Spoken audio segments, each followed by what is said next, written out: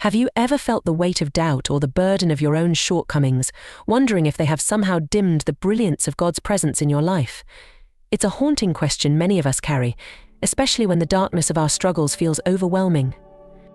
But let's take a moment to reflect on C.S. Lewis's powerful analogy: no amount of scribbling the word darkness on the walls of a cell can put out the light of the sun.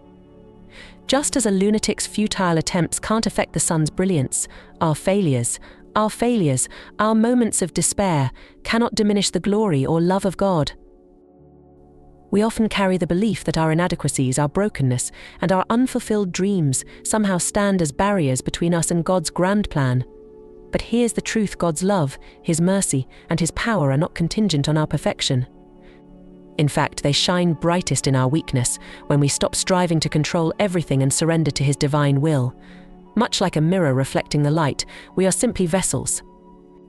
When we allow ourselves to be used by God, His grace radiates through us, illuminating even the darkest corners of our hearts. Think of the times when you've wrestled with feeling unworthy, undeserving of God's favor. Perhaps you've questioned His plans for you in the face of failure or prolonged waiting. But could it be that in those moments of pain and longing, He's calling you to let go, to trust not in your own understanding but in His perfect timing? As humans, we naturally desire control. We want things to happen on our schedule, in our way.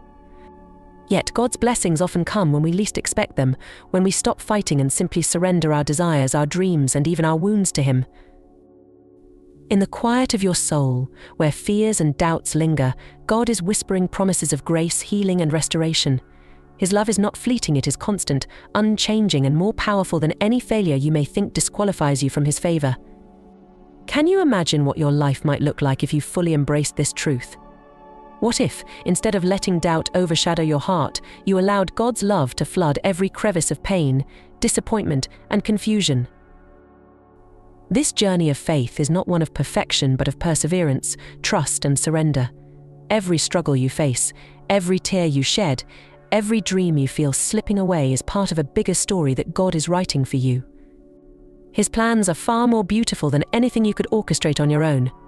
So today, in this moment, let go of the fear that you are somehow too broken for God to work through.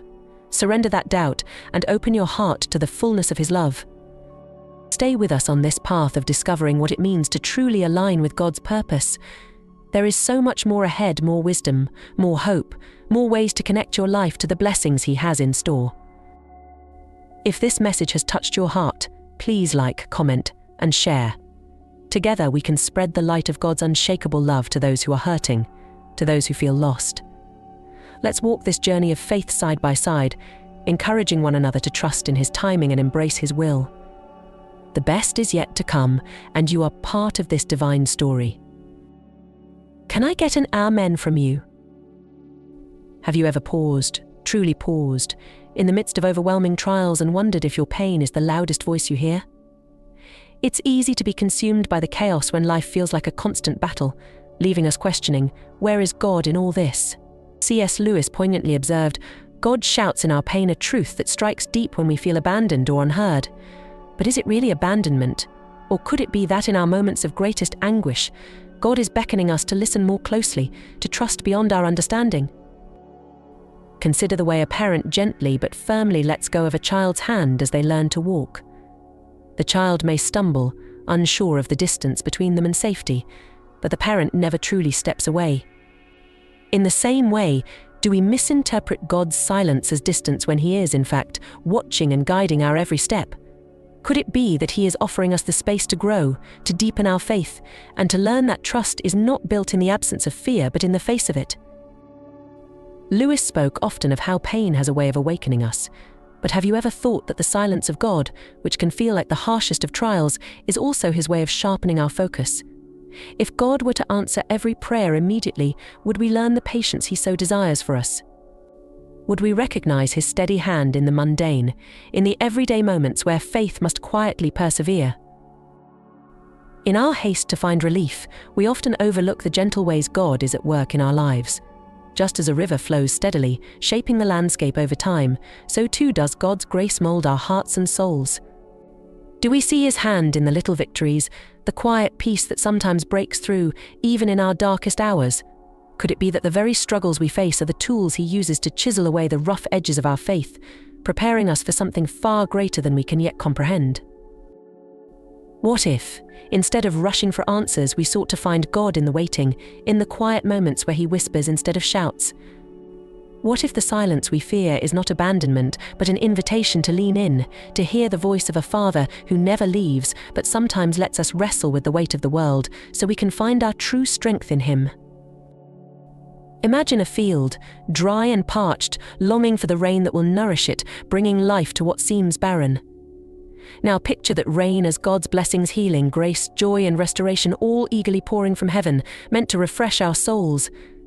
But what if we've unknowingly built walls, allowing that divine downpour to touch everything except the depths of our own hearts? What if the hindrances aren't external circumstances, but internal barriers our pride, fears, or even the refusal to let go of past hurts? Could it be that, like a field shielded from the rain by a wall, we block the very blessings designed to renew us? C.S. Lewis, in his profound reflections, once said, "We are not necessarily doubting that God will do the best for us, we are wondering how painful the best will turn out to be. How often do we, in our uncertainty, subtly resist God's work because we fear it may not align with our desires? In those moments we allow doubt, anxiety, or the need for control to create a dam in our hearts, preventing the free flow of God's abundant grace."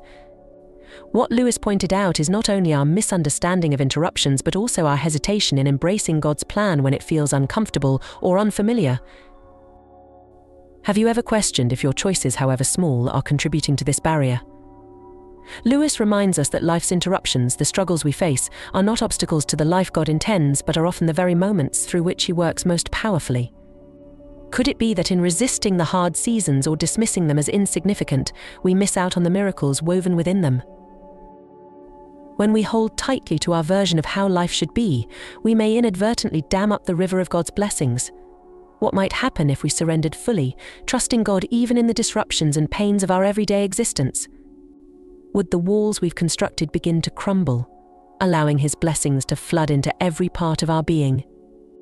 This powerful image of a river and a field serves as a reminder the flow of God's goodness is always present, but it is our openness and surrender that determines how fully we receive it. As you reflect on these thoughts, consider what are the dams in your heart, and how might you tear them down to let the full force of God's love and blessings wash over your life? Have you ever wondered what is truly holding you back from experiencing the fullness of God's grace in your life? Sometimes the barriers that keep us from His blessings are not external circumstances, but rather internal attitudes we refuse to confront. Pride, unforgiveness, or fear, these silent saboteurs can settle into the corners of our hearts without us even realizing it. Are you holding on to a spirit of pride, unwilling to admit weakness and seek God's help? Or is it unforgiveness that binds you, causing your heart to grow callous toward the healing God offers? C.S. Lewis insightfully observed that relying on God has to begin all over again every day, as if nothing had yet been done. This statement speaks to a profound truth about the Christian journey. Faith is not a one-time achievement, but a continuous act of surrender.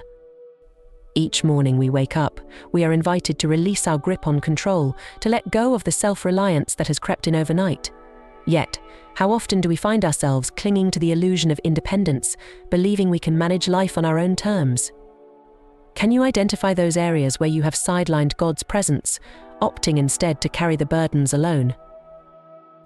It's important to realize that God's grace is not stagnant. It is always flowing, always ready to fill the spaces in our lives where we've built up walls.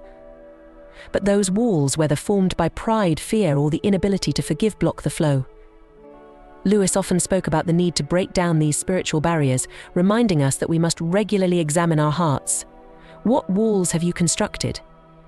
And why do they persist, even when you know that surrender leads to peace? In the same way that water can wear down the strongest rock over time, God's grace has the power to erode the most resistant parts of our hearts. But this process requires our cooperation. Are you willing to let go of the pain, the grudges, and the fears that keep you from walking in freedom? Can you trust that God's plan, though it may challenge your pride or force you to forgive what feels unforgivable, is far better than the limited view you cling to? Ask yourself this: what if the very thing you're holding on to is what's keeping you from experiencing the blessings God has in store?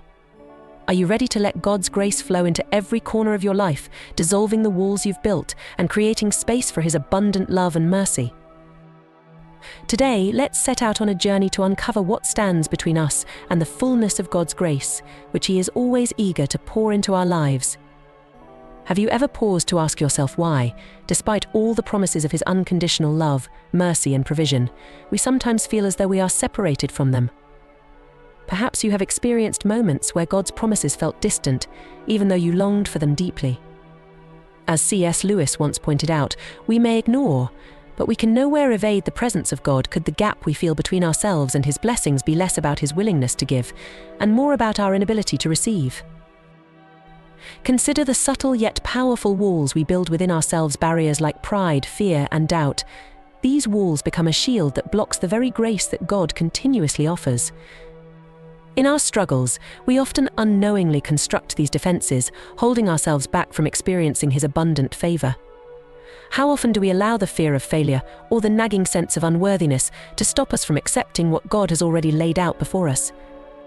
Lewis sheds light on this human condition with his profound insight. Humility is not thinking less of yourself, it's thinking of yourself less. Could it be that humility, when genuinely embraced, holds the key to dismantling these barriers and opening us up to God's divine grace? As we wrestle with our inner thoughts, it's worth asking, what fears are you harboring that might be keeping you from fully receiving what God wants to give? Are there moments in your life when pride has caused you to resist His gentle hand of guidance? C.S. Lewis understood the human heart's tendency to create separation, not because God is absent, but because we are unwilling to surrender completely. He reminds us that in surrender we find strength, and in humility we find freedom. Moreover, Lewis often emphasized the importance of spiritual awakening, urging us to recognize that the walls we construct are made from the bricks of our own insecurities. We might ask ourselves, what is it that we are clinging to that makes us feel safe, yet prevents us from fully stepping into God's grace? Fear of the unknown? Fear of losing control? Lewis reminds us that our attempts to protect ourselves often leave us more vulnerable, not to external harm, but to the missed opportunities of divine favor. When we shift our focus away from our limitations and toward God's limitless love, we begin to see that His grace has always been there, waiting for us to take hold of it. Lewis once wrote, "God gives what He has, not what He does not have. To some He gives peace, to others joy, to some suffering." These words call us to look beyond our present circumstances and realize that what we receive from God is not always what we expect, but it is always what we need. Could it be that God's grace is hidden in the very struggles we seek to avoid? Could it be that the walls we build to protect ourselves are the same walls that keep His blessings at bay? So as we reflect, let us ask ourselves, what steps can we take today to lower those walls and allow God's grace to flood into our hearts? What fears, doubts, or prideful defenses are holding us back from fully experiencing His love? It may not be about changing God's will for us, but rather changing our hearts to fully accept the life He has planned. Today we'll examine 5 barriers that stand between you and the breakthroughs you seek. Let's explore how to dismantle these strongholds and let the threads of God's grace weave freely into the fabric of our lives. The journey to receiving God's favor starts with recognizing these barriers and asking ourselves if we are truly open to His endless love.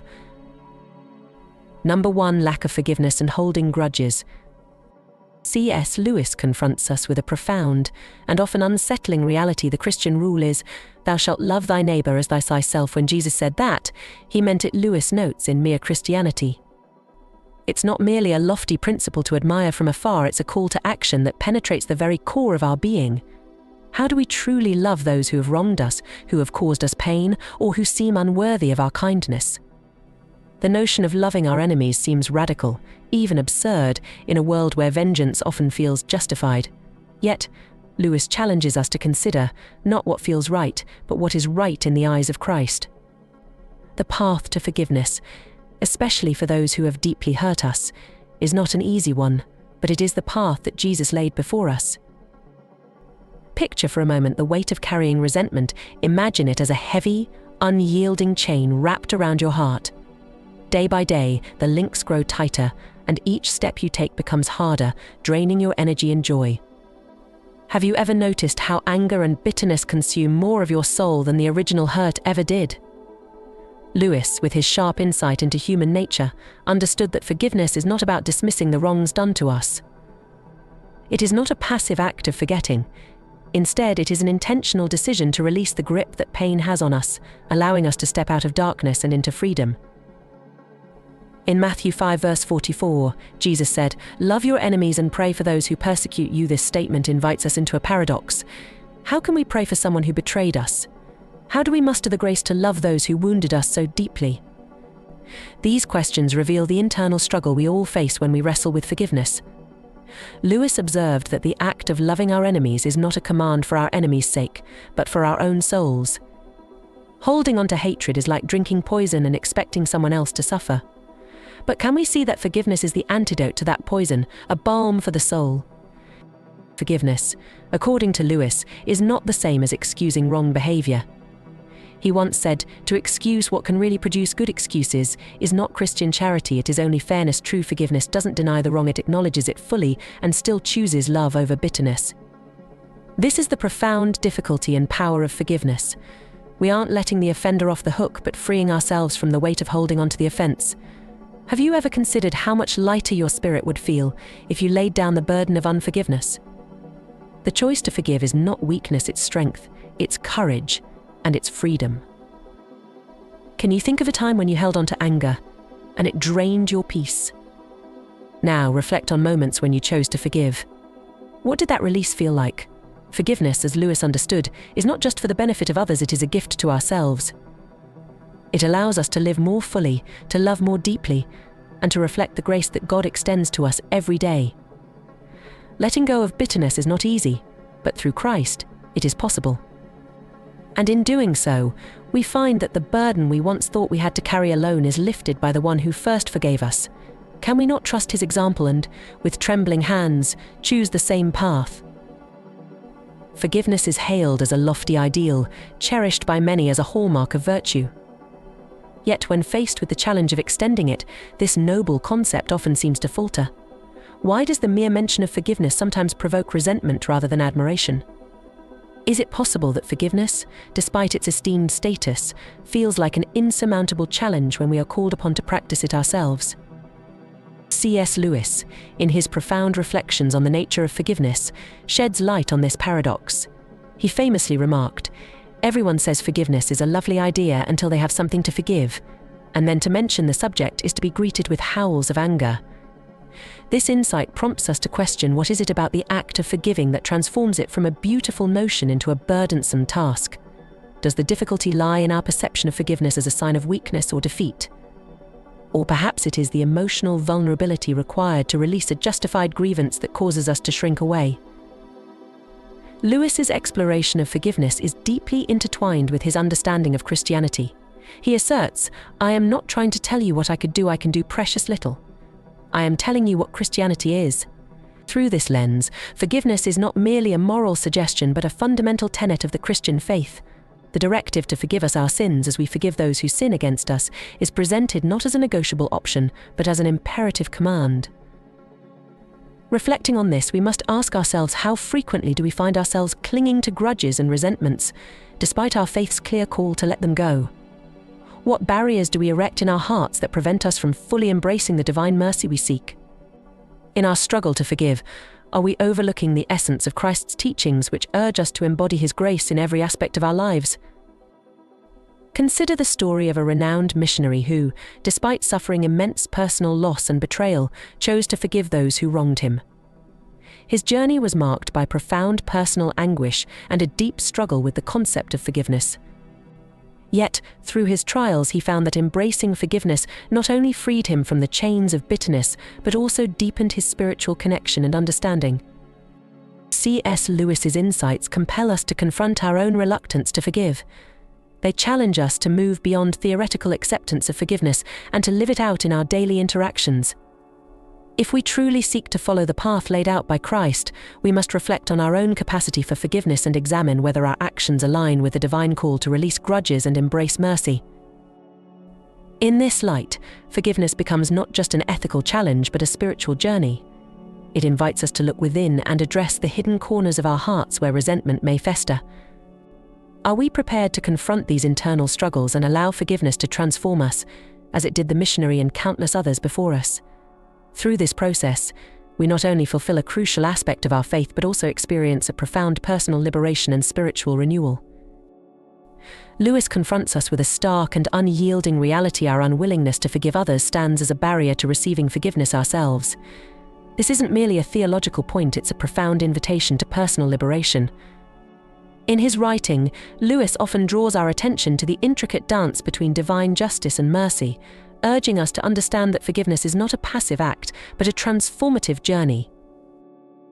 Imagine for a moment carrying a heavy burden on your shoulders, each step a reminder of the weight you bear. This burden is akin to the anger and resentment we clutch tightly, convinced that holding on to these feelings is our form of justice. Yet, Lewis poignantly reminds us that this self-imposed weight is far heavier than the effort required to lay it down. He asks us to consider, is it not more exhausting to sustain this emotional weight than to seek relief through forgiveness? Lewis's insight into forgiveness is profound and multifaceted. He suggests that the act of forgiving is not merely a response to the wrongdoing but a deliberate act of faith and trust in God's greater plan. By forgiving, we unlock the chains that confine our hearts, freeing ourselves from the prison of unresolved anger. It's about more than just fulfilling a divine command, it's about embracing the freedom and peace that God desires for us. The question then becomes, are we willing to relinquish our grip on past hurts and trust God with our healing? This act of letting go, though daunting, aligns with the very essence of God's promises. It's an invitation to a deeper relationship with Him, one that acknowledges our vulnerabilities and allows His grace to mend what is broken. Lewis challenges us to reflect on this. If we cling to our anger, are we not denying ourselves the opportunity to experience God's boundless mercy? In the end, forgiveness is not just about the individuals who have wronged us, it is deeply intertwined with our spiritual journey and relationship with God.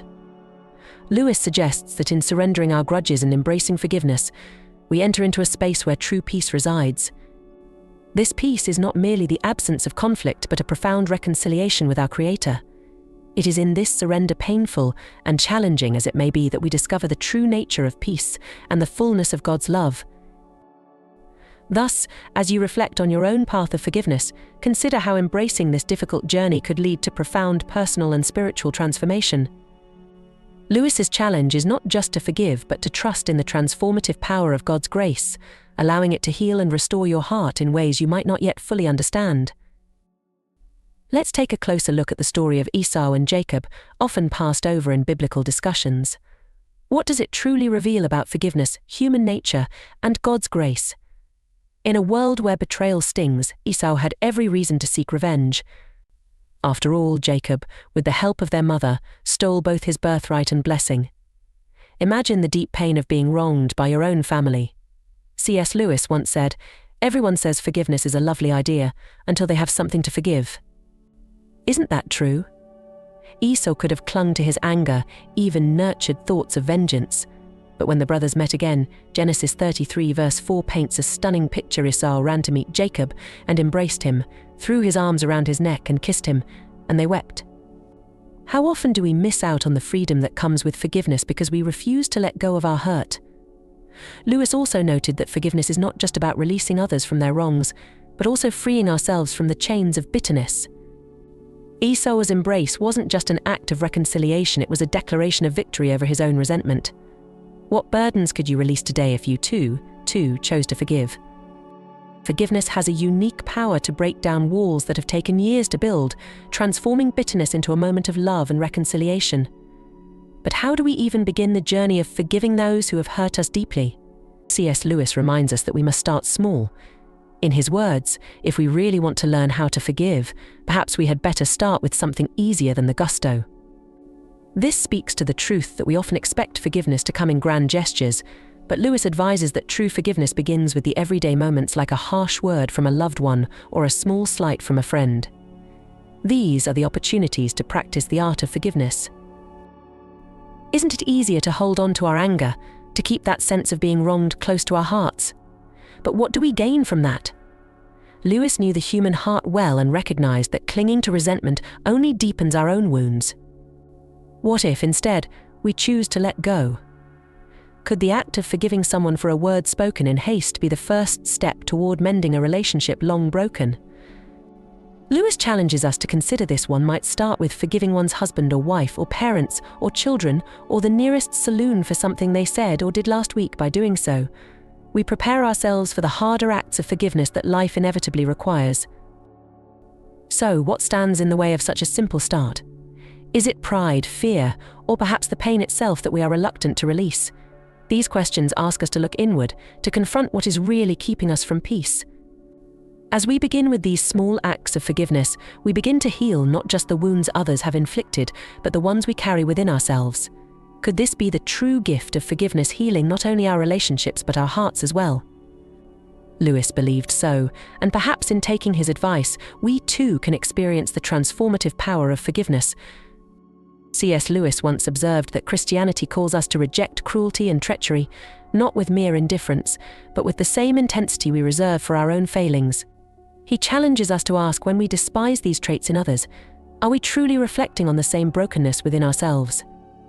Is our anger at injustice tempered by a deep sorrow for the person behind it, the way we regret our own mistakes?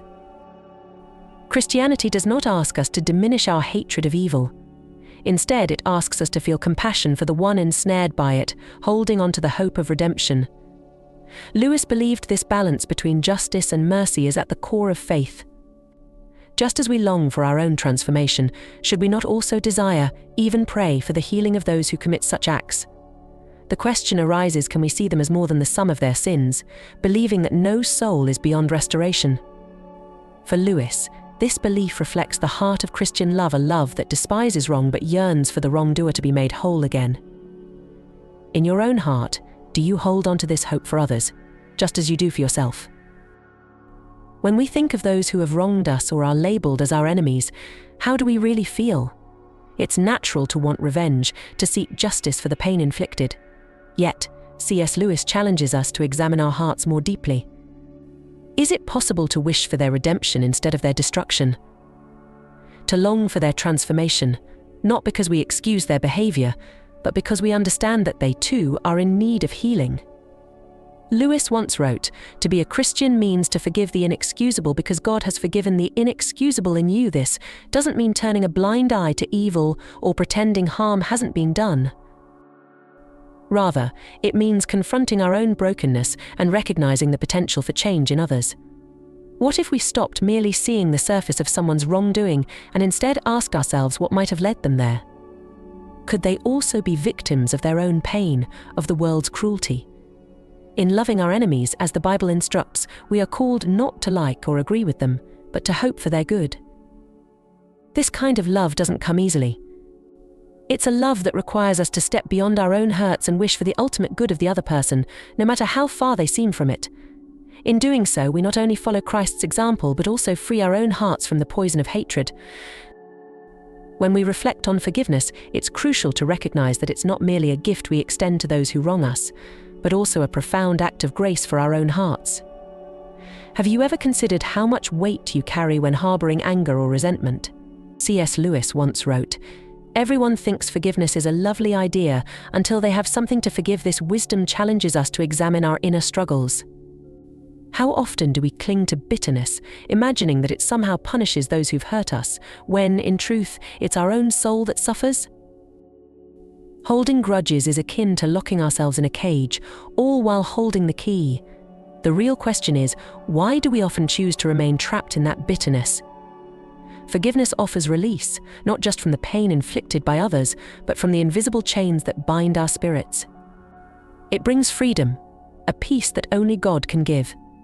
Lewis reminds us to be a Christian means to forgive the inexcusable because God has forgiven the inexcusable in you.